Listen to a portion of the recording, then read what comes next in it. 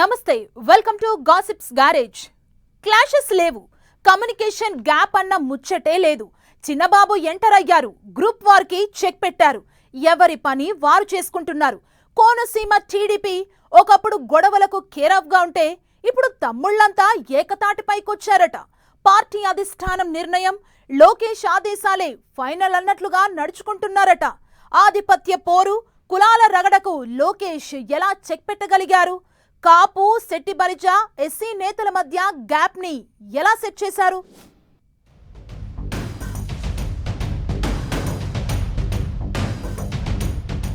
అంబేద్కర్ కోనసీమ జిల్లా టీడీపీలో లోకేష్ మార్క్. ఆధిపత్య పోరుకు చెక్, ఏకతాటిపైకి లీడర్స్. కాపు, శెట్టి బలిజ, ఎస్సీ నేతలకు సమ ప్రాధాన్యత. పదవుల షేరింగ్ తో గొడవలకు చెక్ పెట్టేశారా? కులాల మధ్య గొడవలు లేకుండా యువ నేతలకు పగ్గాలు. కోనసీమ జిల్లా రాజకీయమే వేరు. ఇక్కడి పాలిటిక్స్ అన్ని అంశాలతో ఇంటర్లింక్ అయి ఉంటాయి. పార్టీలు, ప్రాంతాలతో పాటు సామాజిక వర్గాల మధ్య విభేదాలతో కోనసీమ జిల్లా ఎప్పుడూ వార్తల్లో ఉంటుంది. కోనసీమలో 7 అసెంబ్లీ సీట్లు ఉండగా 3 ఎస్సీ రిజర్వ్డ్ నియోజకవర్గాలు ఉన్నాయి.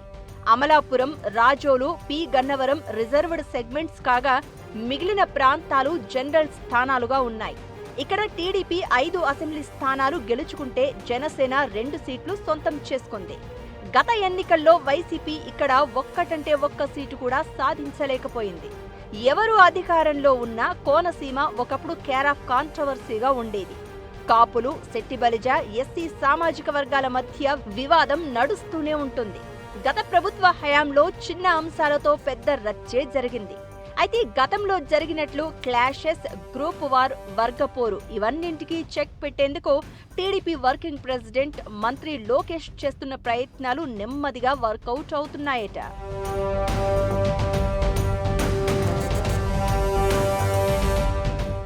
మెయిన్ గా కులాల గొడవ లేకుండా పార్టీని బలోపేతం చేసేందుకు లోకేష్ అడుగులు వేస్తున్నారట. యువ నాయకత్వానికి పదవులు ఇస్తూ అన్ని సామాజిక వర్గాలను కలుపుకుని వెళ్లేలా ఇనిషియేషన్ తీసుకుంటున్నారట. ఇందులో భాగంగా కోనసీమ జిల్లా టీడీపీ అధ్యక్షుడిగా బీసీ సామాజిక వర్గానికి చెందిన గుత్తుల సాయిని ఎంపిక చేస్తే, జిల్లా ప్రధాన కార్యదర్శిగా కాపు సామాజిక వర్గానికి చెందిన గంధం పల్లం రాజును నియమించారట. ఎస్సీ సామాజిక వర్గం నుంచి అమలాపురం ఎంపీగా హరీష్ మాథుర్ ఉన్నారు. ఇక కోనసీమ జిల్లాలోని రామచంద్రాపురం నియోజకవర్గం నుంచి ఎమ్మెల్యేగా గెలిచిన శెట్టి బలిజ నేత వాసంశెట్టి సుభాష్ మంత్రిగా కొనసాగుతున్నారు. కొత్తపేట ఎమ్మెల్యేగా కాపు సామాజిక వర్గానికి చెందిన బండారు సత్యానందరావు, అమలాపురంలో కాపు సామాజిక వర్గం నుంచి మెట్ల రమణబాబు, సాయిరాం లీడ్ చేస్తుంటే, రాజోలులో ఎస్సీ సామాజిక వర్గం నాయకురాలు గొల్లపల్లి అమూల్య పార్టీ బాధ్యతలను చూస్తున్నారు.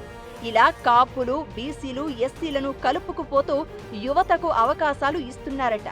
ఏ సామాజిక వర్గాల మధ్య వివాదం ఎక్కువగా ఉంటుందో అదే సామాజిక వర్గాలకు చెందిన కీలక నేతలకు పదవులు ఇచ్చి అందరినీ సంతృప్తిపరిచే ప్రయత్నం చేశారట లోకేష్.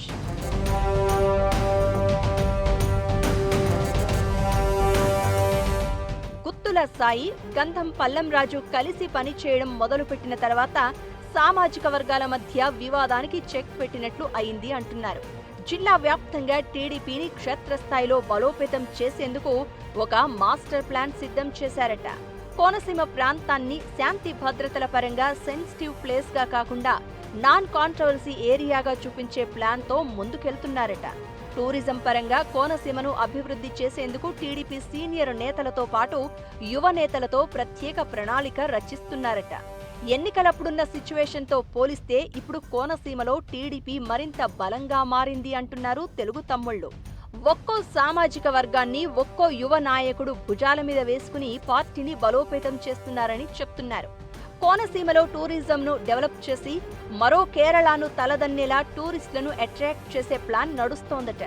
పర్యాటకంగా అభివృద్ధి జరిగితే ఈ ప్రాంతంలో ఏమాత్రం వివాదాలు లేకుండా మరింతగా అభివృద్ధి చెందుతుందని ఫుల్ కాన్ఫిడెన్స్ తో ఉన్నారు టీడీపీ నేతలు. అన్ని సామాజిక వర్గాలను కలుపుకుని వెళ్లడం ద్వారా వివాదాలకు చెక్ పెట్టడమే కాదు, డెవలప్మెంట్ యాక్టివిటీకి ఎలాంటి అడ్డంకులు రాకుండా జాగ్రత్తలు తీసుకుంటున్నారట. లోకేష్ ఇనిషియేషన్ వల్లే ఇదంతా సాధ్యమైందని హ్యాపీగా ఫీల్ అవుతున్నారు కోనసీమ తెలుగు తమ్ముళ్ళు.